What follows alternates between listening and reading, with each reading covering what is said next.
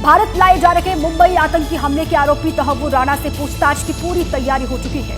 सूत्रों के मुताबिक राणा का दिल्ली में एनआईए के हेडक्वार्टर में उसको रखा जाएगा और वहीं पर उससे शुरुआती पूछताछ होगी।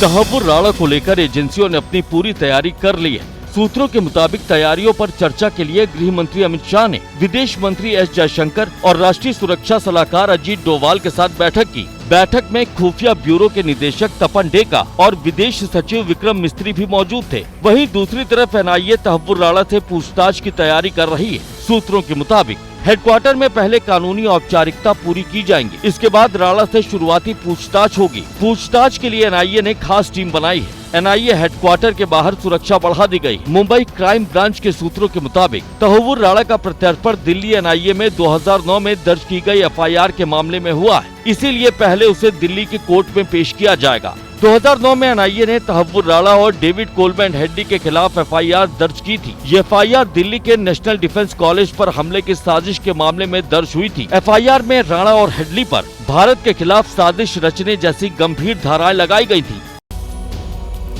तहव्वुर राणा के भारत प्रत्यर्पण से मुंबई आतंकी हमलों के पीड़ितों के जख्म हरे हो गए। पीड़ितों ने तहव्वुर राणा को फांसी पर लटकाने की मांग की। एनआईए के साथ दूसरी जांच एजेंसियां भी तहव्वुर राणा से पूछताछ करेंगी। सूत्रों के मुताबिक शुरुआती पूछताछ के बाद तहव्वुर राणा को दिल्ली से मुंबई लाया जाएगा। उस पर केस चलेगा। अजमल कसाब का जैसा अंडा सेल, बिरयानी, इतना सेवा देने की जरूरत नहीं है। 2 से 3 महीना में फांसी दे दिया जाए या 20। मुंबई क्राइम ब्रांच आतंकी हमले की जांच कर रही है। तहव्वुर राणा ने डेविड कोलमैन हेडली के लिए नकली वीजा बनवाया था। उसे मुंबई आतंकी हमले की पूरी जानकारी थी। राणा 11 नवंबर 2008 को भारत आया था। 21 नवंबर 2008 तक वो भारत में ही था। 2 दिन पवई के होटल में भी रहा था। डेविड हेडली ने यहाँ पर ऑफिस लिया था और यहाँ से कुछ ही दूरी पर उसने अपने रहने के लिए भी घर किराए पर ले रखा था। वो चलकर आता जाता था। ये कार्यालय काफ़ी महत्वपूर्ण था डेविड कोलमैन हेडली के लिए, जिसके नाम के तले उसने अपनी पहचान छुपाई थी, रेकी करता था और इसकी जानकारी आतंकी संगठन को दिया करता था। अमेरिका और चीन के बीच टैरिफ वॉर एक कदम और आगे बढ़ गया है। अब राष्ट्रपति डोनाल्ड ट्रंप ने चीन पर टैरिफ रेट 125% तक बढ़ाने का ऐलान कर दिया है।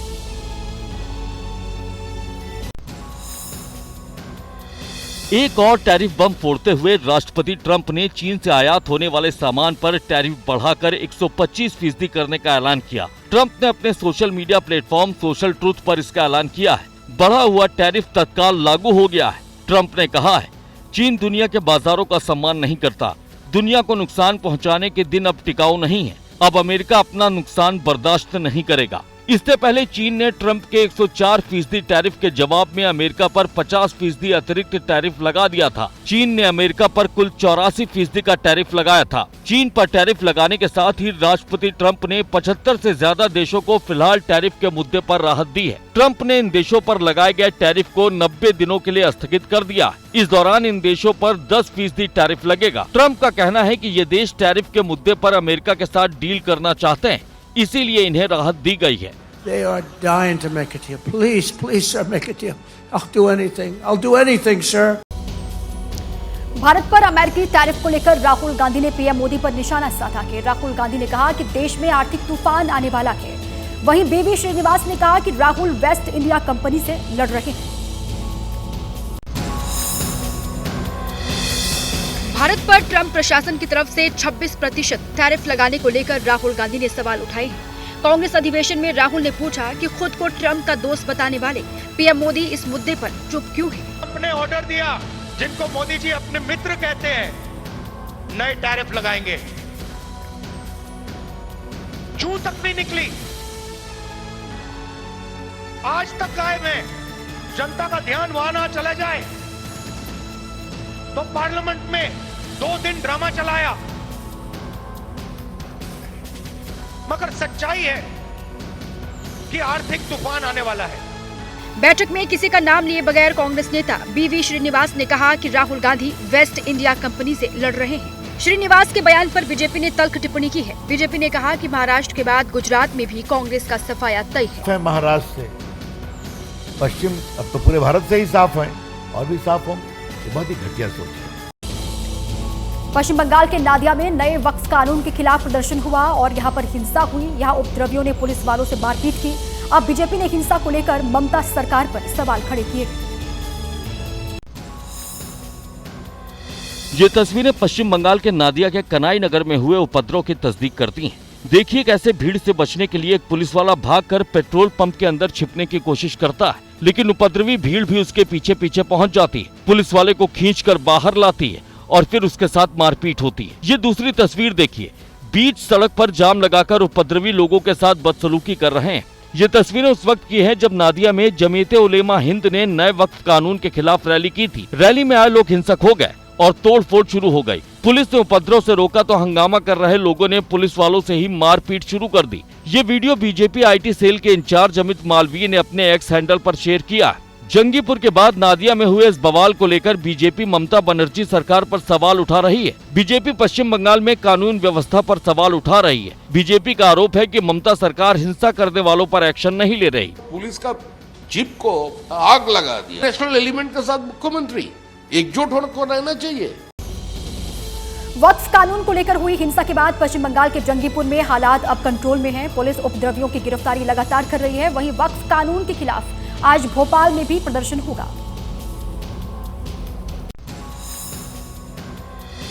वक्फ संशोधन कानून के खिलाफ हुई रैली में हिंसा के बाद जंगीपुर में हालात फिलहाल कंट्रोल में। पुलिस ने हिंसा के आरोप में अब तक 22 उपद्रवियों को गिरफ्तार किया है।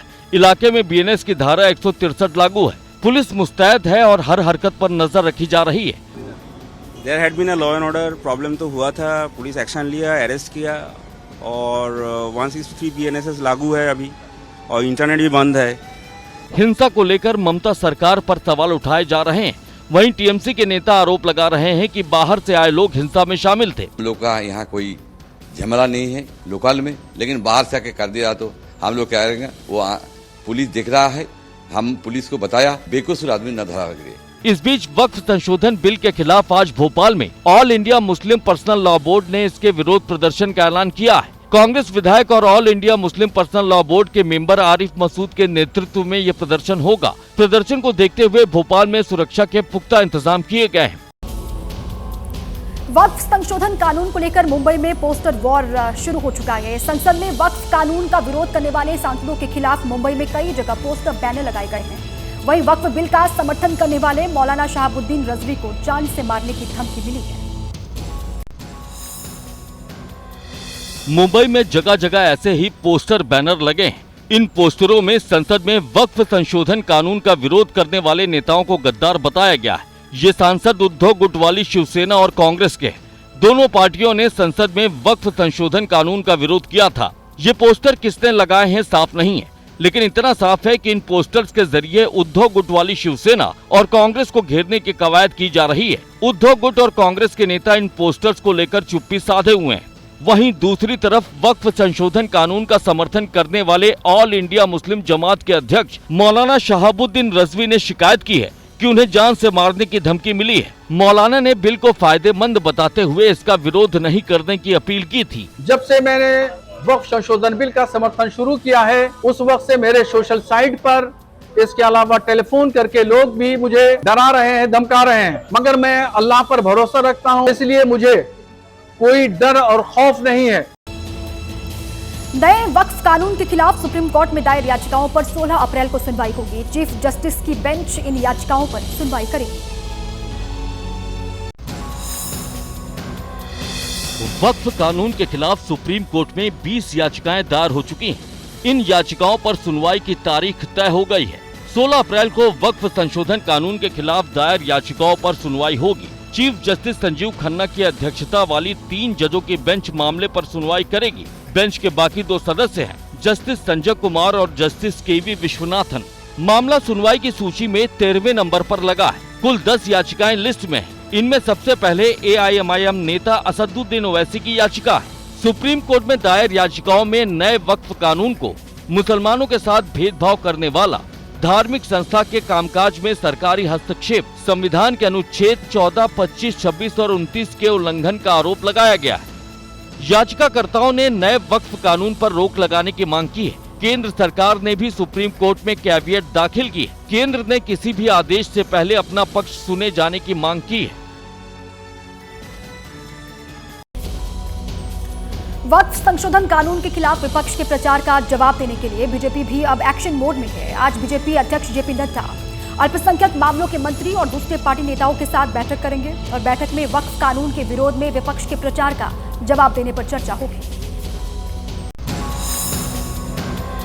वक्फ संशोधन कानून पर विपक्ष के प्रचार का जवाब देने के लिए बीजेपी ने जमीन पर उतरने की तैयारी कर ली है।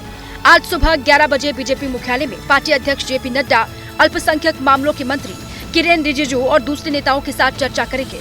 बैठक में रणनीति बनेगी कि कैसे वक्फ संशोधन कानून पर विपक्ष के प्रचार का जवाब दिया जाए, आम लोगों के सामने कैसे नए कानून की खूबियां बताई जाए, कैसे आम मुसलमानों को इस कानून की अच्छाई बताई जाए। तमाम विपक्षी दल और मुस्लिम संगठन देश भर में नए वक्फ कानून के विरोध में प्रदर्शन कर रहे हैं। इसे देखते हुए बीजेपी ने 4 सदस्यों की कमेटी बनाई है।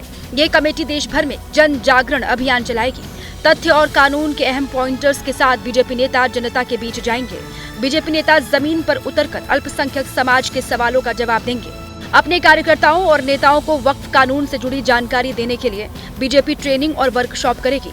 वर्कशॉप में नए कानून की बारीकियों और कानून के पहले अल्पसंख्यक समाज के साथ हो रही नाइंसाफी की जानकारी दी जाएगी।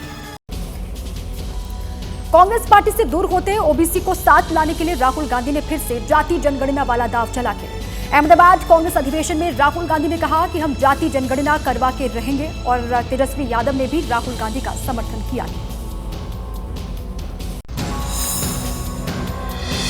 चर्चा थी कि कांग्रेस कार्य समिति की बैठक में ओबीसी के पार्टी से दूर जाने पर राहुल गांधी ने चिंता जताई थी। दूसरे दिन कांग्रेस अधिवेशन में राहुल गांधी ने ओबीसी को साथ लाने के लिए जाति जनगणना वाला दांव चला। मोदी जी ने आरएसएस में साफ कह दिया हम जाति जनगणना नहीं करेंगे। तो वहां मैंने सामने बोल दिया, लोकसभा में राज्यसभा में हम कानून पास करेंगे, आपके बिल्कुल सामने कानून पास करेंगे, जाति जनगणना यहीं से निकालेंगे। जाति जनगणना पर तेजस्वी यादव ने भी राहुल गांधी का समर्थन किया। तेजस्वी ने कहा कि असली तस्वीर सामने आई तो बीजेपी की सियासत खत्म हो जाएगी। देश का जब असली पिक्चर जब सामने आएगा तो ये इनकी जो राजनीति जो हिंदू मुसलमान पे चलती है वो खत्म हो जाएगी। जाति जनगणना और पिछड़ों को हिस्सेदारी देने के मुद्दे पर बीजेपी ने राहुल से सवाल पूछा। कांग्रेस पार्टी के सबसे उच्च के डिसीजन मेकिंग में ओबीसी को जगह है क्या? दिल्ली में आज से आयुष्मान भारत योजना के लिए रजिस्ट्रेशन शुरू होगा। मेडिकल सुविधाओं में सुधार के लिए आज केंद्र और दिल्ली सरकार में प्रधानमंत्री Ayushman Bharat health infrastructure mission पर समझौता होगा। केंद्र और दिल्ली सरकार के बीच आयुष्मान भारत योजना को लेकर हुए समझौते के बाद आज से आयुष्मान योजना के लिए रजिस्ट्रेशन शुरू होगा। पहले चरण में बीपीएल और अंत्योदय श्रेणी से आने वाले 2,60,000 परिवारों को आयुष्मान कार्ड दिया जाएगा। पहले महीने में 1 लाख परिवारों को योजना से जोड़ने का लक्ष्य है। लागू हो गया है और रजिस्ट्रेशन होने चालू हो जाएगा और दिल्ली की जनता को कुछ सुविधा मिलेगी जो उनका हक है। आज केंद्र और दिल्ली सरकार के बीच प्रधानमंत्री Ayushman Bharat health infrastructure mission पर भी समझौता होगा। इस योजना के तहत केंद्र सरकार दिल्ली को 2400 करोड़ रुपए देगी। ये पैसा हेल्थ इंफ्रास्ट्रक्चर में सुधार के लिए खर्च होगा। इस पैसे से दिल्ली सरकार सरकारी अस्पतालों की सुविधाओं में सुधार कर हेल्थ केयर सिस्टम को बेहतर बनाएगी ताकि आपात स्थिति से निपटा जा सके। इस योजना के लागू होने के बाद दिल्ली सरकार 2025-26 में 400 हेल्थ सेंटर खोलेगी। और इस वक्त एक बड़ी खबर बिहार से आ रही है, उससे आपको रूबरू करवा दे। बिहार के खगड़िया में जेडीयू नेता की हत्या हुई है। बदमाशों ने जेडीयू नेता को गोली मारी और जेडीयू के जिला महासचिव थे कौशल सिंह, जिनकी हत्या की गई है। बिहार के खगड़िया से बड़ी खबर, जेडीयू नेता की हत्या, बदमाशों ने वहां पर गोली मारी और जेडीयू के जिला महासचिव कौशल सिंह की हत्या हो गई। जेडीयू विधायक पन्ना लाल के रिश्तेदार थे कौशल सिंह, ये कहा जा रहा है। मौके पर पहुंची पुलिस अब मामले की जांच पड़ताल कर रही है। कौन ये बदमाश थे, कहां से आए थे और क्या ये पूरा मामला हो सकता है, कोई विवाद, कोई रंजिश चल रही थी क्या, इसको लेकर भी पुलिस जांच पड़ताल करेगी। बहरहाल बड़ी खबर, जेडीयू नेता की हत्या बिहार के खगड़िया में। जांच क्रम में उनकी मृत्यु हो गई है, मृत्यु हुई है। अभी जो प्रिलिमिनरी रिपोर्ट आई है तो उनको सर के पीछे गोली लगी है, बॉडी को भी उन्होंने पोस्टमार्टम के लिए भेजा है। मेडिकल बोर्ड से इसकी पोस्टमार्टम कराई जाएगी और कुछ अभी प्राथमिक रूप से कुछ हम लोग का नाम अभी प्राप्त हुए हैं, कुछ संदिग्धों के नाम प्राप्त हुए हैं, तो हमारी टीम रेड छापेमारी में लगी हुई है और हम लोग जल्दी इनको गिरफ्तार कर लेंगे। जेडीयू नेता बताए जा रहे कौशल सिंह, जिनकी गोली मारकर हत्या की गई है, बिहार के खगड़िया से बड़ी खबर है। अब ये बड़ी जानकारी, वहां पर पुलिस जांच पड़ताल भी कर रही है पूरे मामले को लेकर। वहां पर आसपास लोगों से पूछताछ भी की जा रही है। दो तस्वीरें आपको हम दिखा रहे हैं। खगड़िया में जेडीयू नेता की हत्या, वारदात की जांच में पुलिस, परिजनों का रो रो कर बुरा हाल है। अब ये कौन बदमाश हो सकते हैं, इसके बारे में पुलिस जांच कर रही है। अब आगे बढ़ते हैं। झालावाड़ में पानी की समस्या को लेकर वसुंधरा राजे ने अपनी ही पार्टी की सरकार को निशाने पर ले लिया। वसुंधरा राजे ने एक्स पर अधिकारियों के खिलाफ पोस्ट लिखी तो कांग्रेस ने भजनलाल सरकार की पोल खोलने के लिए वसुंधरा राजे को थैंक यू कहा। बेटे दुष्यंत सिंह के साथ वसुंधरा राजे झालावाड़ पहुंची थी। स्वागत सत्कार तो खूब हुआ, लेकिन लगे हाथ लोगों ने वसुंधरा से पानी की किल्लत की शिकायत भी कर दी। गर्मी की शुरुआत के साथ ही पानी की किल्लत की शिकायत मिलने के बाद वसुंधरा राजे भड़क गयी। उन्होंने अधिकारियों को डांटा और एक्स पर पोस्ट किया।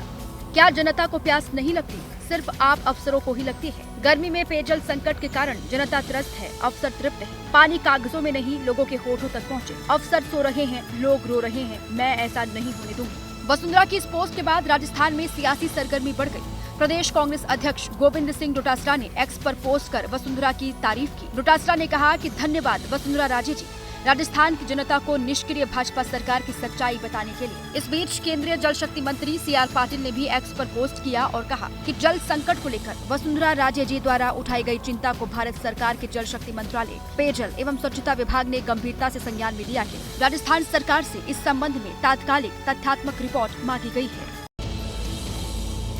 चंडीगढ़ के मनीमाजरा इलाके में बैंक लूट की कोशिश की गई। चोर बैंक की दीवार तोड़कर भीतर दाखिल हुए। हालांकि लाख कोशिश के बावजूद भी वो अपने मंसूबों में कामयाब नहीं हो पाए।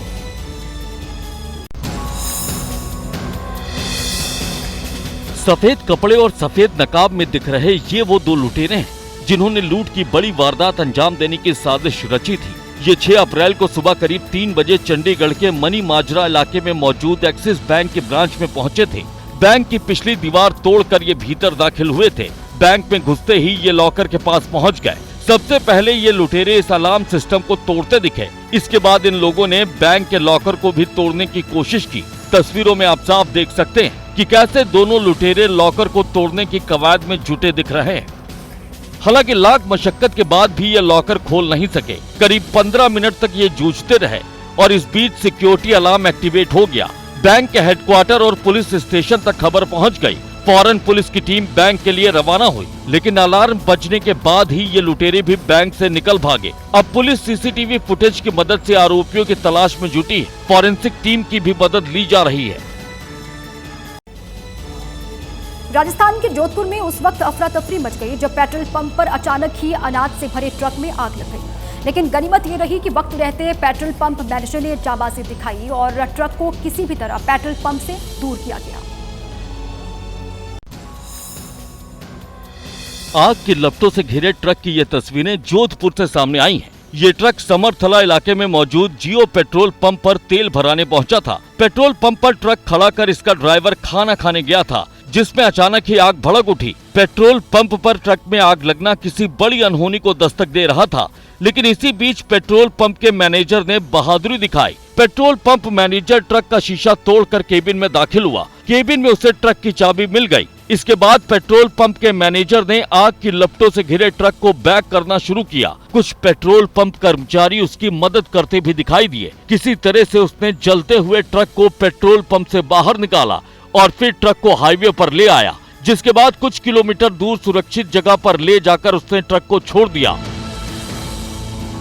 जियो पेट्रोल पंप के मैनेजर की बहादुरी से बड़ा हादसा टल गया, जिसने अपनी जान की परवाह किए बगैर आग की लपटों से घिरे ट्रक को पेट्रोल पंप से बाहर निकाला। अब आगे बढ़े। खबर मध्य प्रदेश के सीहोर से है, जहां कुछ युवकों ने जरा सी बात पर एक रेस्टोरेंट में हंगामा किया। वजह सिर्फ इतनी सी थी कि आरोपियों ने कर्मचारियों को अपनी कार के पास आने का इशारा किया, लेकिन काम में व्यस्त होने की वजह से कर्मचारी ध्यान नहीं दे पाए। बस इसी बात पर आरोपियों का पारा चढ़ गया, जिन्होंने मारपीट वहां पर शुरू की। पूरी घटना CCTV कैमरे में कैद है। वीडियो में दिख रहा है कि सिर पर गमछा बांधे ये शख्स आता है और दुकान पर काम कर रहे कर्मचारी को थप्पड़ जड़ देता है। उसके बाद दूसरे कर्मचारी की ओर बढ़ता है, बहस करने लगता है। तभी दुकान के मालिक आते हैं, उसे समझाते हैं, शांत रहने के लिए कहते हैं, लेकिन अचानक वो कर्मचारी को थप्पड़ जड़ देता है। तो कर्मचारी भी वहां रखे चिमटे से आरोपी पर वार करता है। तभी आरोपी का एक और साथी वहां आ धमकता है, कर्मचारी को मारने के लिए बढ़ता है, कढ़ाई में रखे छन्ने को उठाता है। दुकान के मालिक रोकने की कोशिश करते हैं, लेकिन वो नहीं रुकता, छन्ने से मारना शुरू कर देता है। इस बीच पहले मारपीट शुरू करने वाला आरोपी भी दुकान के अंदर आ जाता है, कॉलर पकड़कर कर्मचारी को बाहर ले जाता है और थप्पड़ पर थप्पड़ मारता है। गाड़ी से आए थे वो, तो गाड़ी से आए और सबको बुला रहे थे, दुकानदार को, सब काम में लगे थे, तो आके वो मारने लगे। संपूर्ण कार्रवाई भी कर ली गई है, उनको गिरफ्तार भी कर लिया गया है। यूपी के झांसी से एक अजीब मामला सामने आया है, जहां एक पति की शिकायत पर पुलिस जब उसके घर पहुंची तो घर पर उसकी पत्नी के साथ उसका बॉयफ्रेंड था। पति ने पुलिस को तहरीर दी है और पति का आरोप है कि उसकी पत्नी उसे जान से मारने की धमकी दे रही है।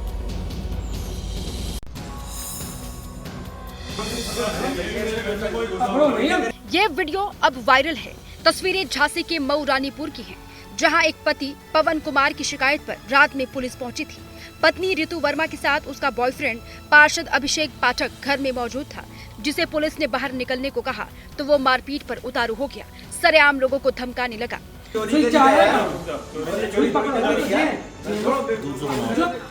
दरअसल रितु वर्मा नाम की महिला के पति पवन कुमार ने थाने में तहरीर दी है। आरोप लगाया है कि उसकी पत्नी बॉयफ्रेंड के साथ मनमानी कर रही है और उसे जान से मारने की धमकी दे रही है। इस औरत से बचाएं और मेरे बच्चे को जो कि 6 वर्ष का है उसको भी मेरी इस औरत से बचाएं, क्योंकि कुछ भी कर सकती है ये। कई बार मुझे इसने मौखिक रूप से जो है मुझे हिदायत दी है कि देख रहे हो ना, इस समय आजकल क्रम में मिल रहे हैं। वहीं पवन की शिकायत पर पुलिस जब उसके घर पहुंची तो वाकई उनकी पत्नी रितु के साथ उसका बॉयफ्रेंड भी मौजूद था, जिसके बाद पुलिस भी अब मामले की तफ्तीश में जुट गई है। मध्य प्रदेश के मुरैना में स्कूली छात्रों के बीच हुआ विवाद गोलीबारी तक पहुंच गया। 2 दर्जन से ज्यादा राउंड फायरिंग यहां पर हुई और गोलीबारी में दोनों तरफ से 3 युवक और लोहे की दुकान का मालिक घायल हो गया, जिसके बाद दोनों पक्षों में जमकर फायरिंग हुई। अप्रैल में कुदरत के कहर से कई जगहों पर हालात बिगड़ते हुए दिख रहे हैं। उत्तराखंड में मौसम की करवट से तबाही की तस्वीरें सामने आई हैं, तो यूपी में भी बेमौसम बारिश की वजह से लोगों को मुश्किलों का सामना करना पड़ रहा है। उत्तराखंड के कर्णप्रयाग में मूसलाधार बारिश के बाद लैंडस्लाइड हो गया। थराली देवाल इलाके में नाले से आए मलबे के नीचे एक अल्टो और स्कॉर्पियो गाड़ी दब गई। जानकारी मिलते ही मलबे को हटाने का काम शुरू कर दिया गया है। सीएम धामी ने इसे लेकर एक्स पर पोस्ट कर प्रशासन को अलर्ट मोड पर रहने का निर्देश दिया है। उत्तराखंड के अल्मोड़ा में भी बुधवार शाम मौसम अचानक बदल गया। तेज बारिश के साथ यहां ओले भी गिरे, जिससे बचने के लिए लोग भागते हुए दिखाई दिए। उत्तराखंड के खटीमा में भी मौसम ने करवट ली। बुधवार शाम को खटीमा में तेज बारिश की वजह से लोगों को बढ़ रही गर्मी से राहत मिली। यूपी के लखीमपुर खीरी में भी तेज आंधी के साथ जमकर बारिश और ओले पड़े। बारिश की वजह से स्थानीय लोगों को गर्मी से निजात मिली। यूपी के बहराइच में भी आंधी और तेज बारिश के साथ ओले गिरे, जिसकी वजह से किसानों के खेत में खड़ी गेहूं और सरसों की फसल को काफी नुकसान पहुंचा है।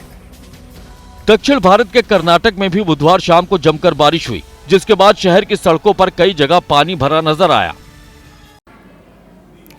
गुजरात के सूरत में एक डायमंड कंपनी में उस वक्त हड़कंप मच गया जब जहरीला पानी पीने की वजह से 100 से ज्यादा कर्मचारियों की तबीयत बिगड़ गई। जांच में सामने आया है कि किसी ने पानी में जानबूझकर अनाज में डाली जाने वाली जहरीली दवा मिलाई थी।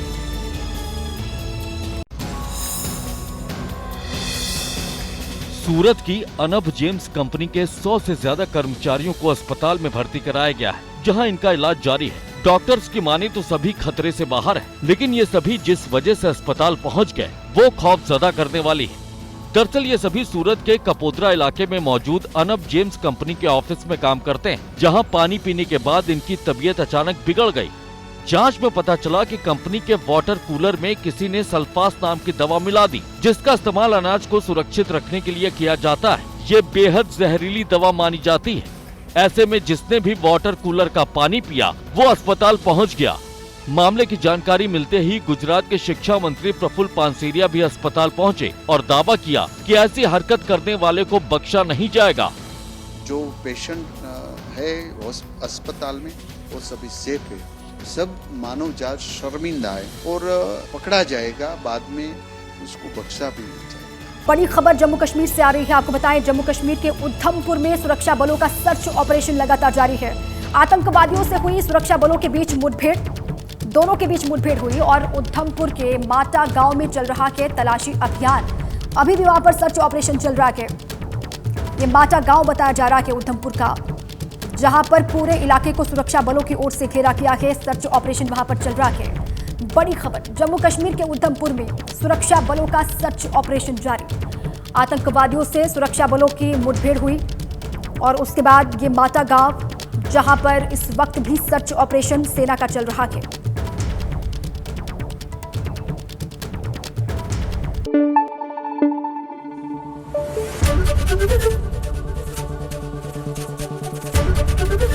एबीपी न्यूज आपको रखे आगे।